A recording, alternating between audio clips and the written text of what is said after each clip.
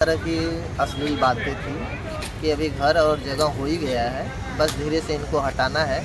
जैसे नाला सोपाड़ा में एक कांड और हुआ था ना संतोष भवन में अभी, हाँ, जो मार के दफना दिया हाँ था। मार के दफना दिए थे, वैसा ही सेम इधर भी होता। पर बस ये लगभग 3:30 बजे रात को ये दरवाज़ा खोल करके अंदर आ रहे थे। तो मैंने इसको पूछा भी, उस समय मैं जाग रहा था, मेरे को आभास लगा कि कोई दरवाज़ा खोला तो मेरी वाइफ ही थी।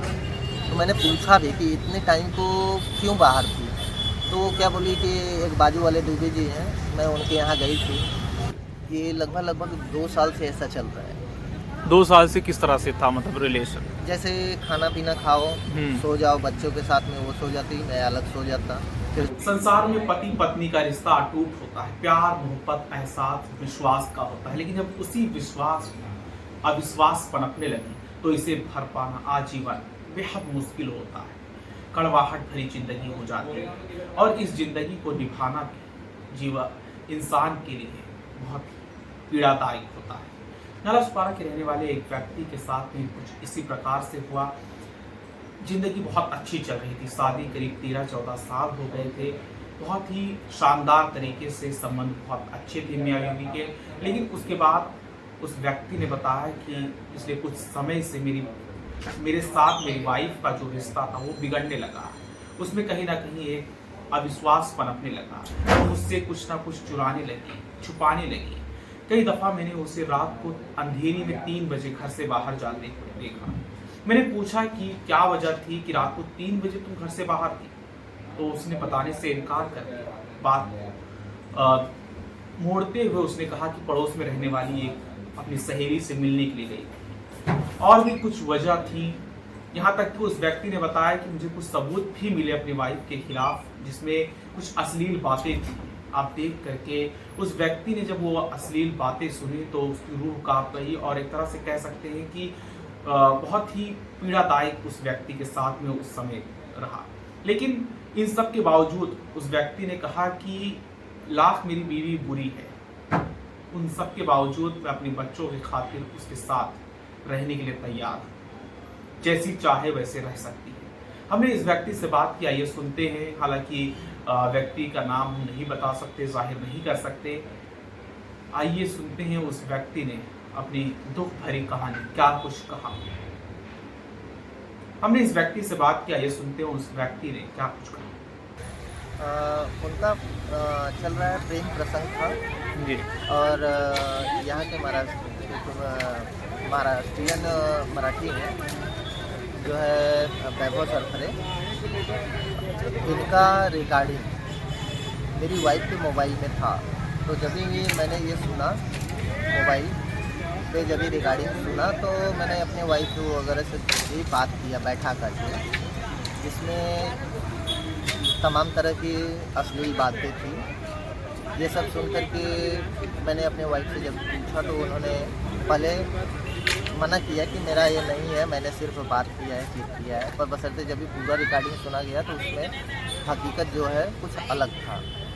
और उसके बाद 2 दिन के बाद में जब भी उनका मोबाइल और यूज किया तो उसमें डेथ सर्टिफिकेट भी मिला, मेरा मृत्यु प्रमाण पत्र, जिसके हिसाब से मैं डर गया। डरने के बाद में मैं नाला सोपाड़ा पुलिस चौकी में भी इसका तहरीर दिया, एप्लीकेशन दिया। वहाँ पे पुलिस वाले ने 351 का धारा लगा करके केस को रफा दफा कर दिया। मेरी वाइफ को भी समझा बुझा करके घर पे भेजा। फिर जब ये डेथ सर्टिफिकेट मिला मोबाइल में उनके, तो मेरे को डर हो गया। और तो मैं फिर आया पुलिस चौकी में कंप्लेंट के लिए, तो उन्होंने मेरे को डरवा धमका करके बोले कि देखो बार बार यहाँ पे आओगे तो तुम्हारी वाइफ तुम्हारे साथ रहना नहीं चाहती है, जबकि ये बात मेरे को नहीं मालूम था, पर पुलिस वाले ने ऐसा बताया। तो मैं बोला कि अगर सही बात है कि यहाँ से अगर निकल जाऊँ तो घर ठीक ही रहेगा, यहाँ से छोड़ देता हूँ।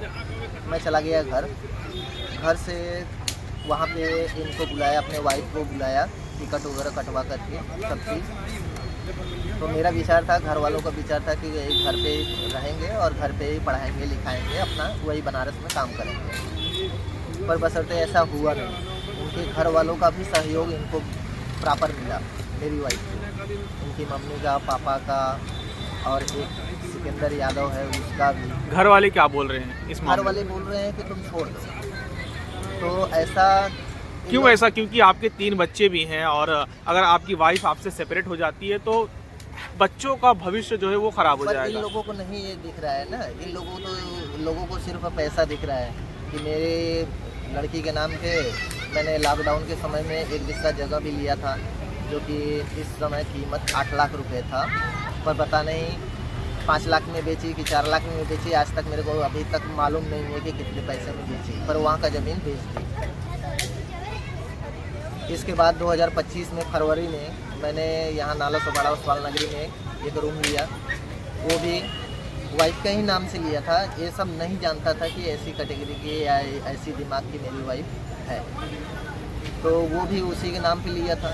इसीलिए उसके घर वाले ये चाहते हैं कि जो कि पैसा कौड़ी तो आ ही गया है, अभी बच्चों लोगों को पालना है तो खिला पिला के पाल लेंगे, बाकी ये अभी किसी काम का तो है नहीं। जो काम था घर और जगह, ये तो दोनों हो गया लड़की के नाम पे, तो इसलिए ये लोग ऐसा कर रहे हैं। अच्छा, डेथ सर्टिफिकेट आपको मिला आपके घर से, तो आपने अपनी वाइफ से पूछा नहीं कि क्यों डेथ सर्टिफिकेट बनवाया था मेरा, ये क्या वजह रही हो? अभी तो वहाँ पे तो क्या हुआ कि मेरी वाइफ क्या है कि वो उल्टा ही बोलने लगी कि ये पता नहीं कहाँ से आया, मेरे को मालूम नहीं। मैं बोला अगर तुम्हारा मोबाइल है, तुम्हारे मोबाइल में अगर मिल रहा है तो कहाँ से मिल रहा है ये तुम जान सकती हो, न कि दूसरा कोई जान सकता है।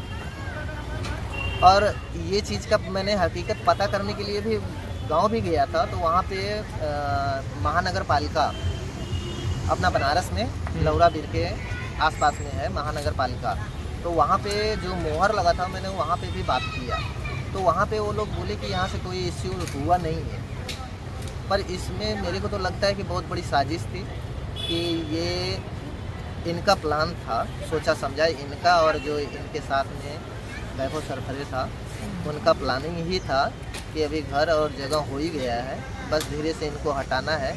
जैसे नाला सोपाड़ा में एक कांड और हुआ था ना संतोष भवन में अभी, हाँ, जो मार के दफना दिया था। मार के दफना दिए थे, वैसा ही सेम इधर भी होता। पर बसरते पता नहीं क्या भगवान की मर्जी थी कि माता रानी का, कि रक्षाबंधन वाले दिन को एकाएक मोबाइल ख़राब हुई, तो मैंने अपनी वाइफ से उसका मोबाइल यूज करने के लिए बोला, तो पहले तो आनाकानी की, फिर बाद में दी, वो भी सब डिलीट मार के दी कि इसमें कुछ रहेगा नहीं। पर बसरते वही बोलते हैं ना कि पाप का घड़ा जब भर जाता है तो ऑटोमेटिक कुछ न कुछ ऐसा सुराग लगता है कि जो कि खुल जाता है फ़ोन, तो वही हुआ मेरे साथ भी। नहीं तो ये लोग क्या कर रहे थे कि नींद की गोली भी दे रहे थे रात में खाने में, और अपने को मालूम भी नहीं होता था कि कब सो रहे हैं कब उठ रहे हैं। पर ये नींद की गोली आपको जब दी जा रही थी, कब से दी जा रही थी, और आपने कभी ऐसा घर में देखा आपको, या फिर कभी आपको एहसास हुआ कि हाँ, नींद की गोली? एहसास हुआ, खाने में 1-2 बार एहसास हुआ भी था, तो मैं इस जानकारी के लिए अपने वाइफ से भी बोला कि ये खाना तुम भी खाओ, बच्चों को भी खिलाओ, क्योंकि मेरी पहली बड़ी वाली बिटिया जो है ना, अंजलि नाम है, तो वो हमेशा मेरे थाली में खाना खाती है शाम को। पर पिछले 6 महीने से मैं ये देख रहा था, 6 महीने पहले से, कि लगभग ये दिसंबर से, नवंबर दिसंबर से 2024 से वो खाना खाना बंद कर दी थी मेरे साथ। तो मैं ये बीच में 3-4 महीने के बाद तो 1-2 दिन ट्राई के लिए अपने बच्ची को बैठाया जबरी, पर वो बैठी ही नहीं खाना खाने के लिए। अच्छा, तो शायद वो भांप रही हो। फिर एक दिन ऐसे अपने वाइफ को भी खाना खिलाने के लिए मैं ज़बरदस्ती मुंह में कवर डाल दिया, तो भी थूक दी, नहीं खाई। एक दिन खाना जानबूझ के छोड़ दिया, आधा खाना खाया, आधा छोड़ दिया, तो वो भी खाना खाई नहीं बल्कि कचड़े में फेंक दी। अच्छा, इस बीच जब आप नींद की गोली आपको दी जा रही थी और आप तो स्वास्थ्य बहुत डाउन हो गया था आपका मेरा। स्वास्थ्य भी डाउन हो गया था और आप रात भर सो रहे थे, हाँ। तो कभी आपने ऐसा रात में देखा कि आपकी वाइफ कहीं बाहर गई हो? हाँ, मैंने देखा, उसमें दो बार मैंने पकड़ा भी था। अच्छा, कि लगभग 3:30 बजे रात को ये दरवाज़ा खोल करके अंदर आ रही है, तो मैंने इसको पूछा भी। उस समय मैं जाग रहा था, मेरे को आभास लगा कि कोई दरवाज़ा खोला, तो मेरी वाइफ ही थी। तो मैंने पूछा भी कि इतने टाइम को क्यों बाहर थी, तो वो क्या बोली कि एक बाजू वाले दुबे जी हैं, मैं उनके यहाँ गई थी। पर बाद में सुबह में जब भी पूछा दुबे जी के यहाँ, तो पता लगा कि आई ही नहीं थी। तो मैं बहुत डाउट हो गया था, पर बशर्ते नहीं पूछा कि बच्चे उस समय मेरे साथ में ही थे। पर दूसरे दिन भी ऐसा ही वाक़या हुआ। तब मेरे को डाउट और गहरा गया कि कुछ न कुछ झूठ तो बोल रही है अपने से। तो दूसरे दिन भी पकड़ा जब, तो उस दिन भी ऐसा बोली कि मैं तीसरी के यहाँ गई थी। तो मेरे को डाउट हो एकदम क्लियर हो गया था कि ऐसा ये जानबूझ करके कर रही है। अच्छा, और आपकी वाइफ पिछले 6 महीने से आपसे अलग रह रही है? नहीं, पिछले 3 महीने से। 3 महीने से आपकी वाइफ अलग रह रही है, तो आपने कभी ऐसा बात करने की कोशिश की कि आप बहुत सेटल बात कर लेते हैं, जो भी मामला है वो ख़त्म बहुत कर बात लेते करने हैं, का कोशिश क्योंकि किया बच्चों का यार। भविष्य है। हाँ सर, बहुत बात करने का कोशिश किया, यहाँ तक किया कि जो कुछ हुआ है वो सब भूल जाते हैं, फिर से अच्छे से रहेंगे और अच्छे से अपने बच्चों को जैसे परवरिश दे रहे थे वैसे ही देंगे। उसमें नो डाउट है। अगर तुम्हारा इच्छा है मेरे से बात करने की, मेरे पास बैठने की, तो बैठ सकती हो। मैं यहाँ तक छूट दे रहा हूँ कि तुम नहीं भी बैठो ना भी सो तो भी कोई फ़र्क नहीं है।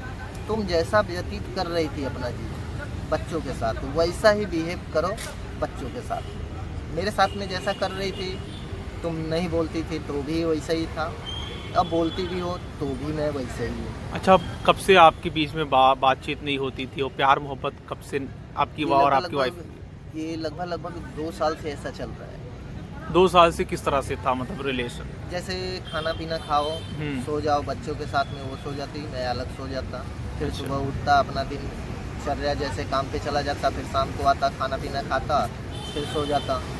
यही चल रहा था। पर मेरे को डाउट ये हो रहा था, मन में कभी मलाल रहता था कि ऐसा ही क्यों कर रही है। कभी ऐसा चिड़चिड़ा हुआ, लड़ाई झगड़े हुए कभी? नहीं, इसके बीच में झगड़ा लड़ाई नहीं हुआ था, बस बोल देता था, बातचीत से मुंह से बोल देता था कि तुम ये गलत कर रही हो, जिस हिसाब से होना चाहिए आज एक आदमी एक औरत को, ये रवैया गलत है। अच्छा, उस हिसाब से लोग नहीं रहते हैं। अच्छा, अगर आपकी वाइफ इतना सब कुछ होने के बावजूद भी अगर आपके साथ में अभी आ जाए, रहना चाहे और आपसे सेटल हो करके अगर रहना चाहे, तो फिर आप रखने के लिए तैयार हैं? हाँ, रखने के लिए तैयार है, क्योंकि बच्चों का उसमें भविष्य है। हमारा तो जो है वो गया जी।